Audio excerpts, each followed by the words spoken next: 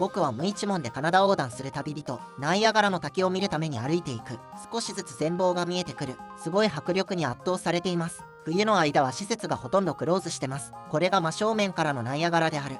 少しずつ近づいて滝を拝んでいく。ナイアガラの滝に感動しております。本当に目の前まで近づけるのが素晴らしい。夜はライトアップされてまた違った良さがありました。記念撮影パシャリ。近くのお寺で温かい飲み物をいただいた。テントの中に入る。気づいたらバックパックの支えが折れていた。荷物を整理していたらテントの中が荒れに荒れている。今晩はこんなところにテントを張っています。というわけで、おやすみなさい。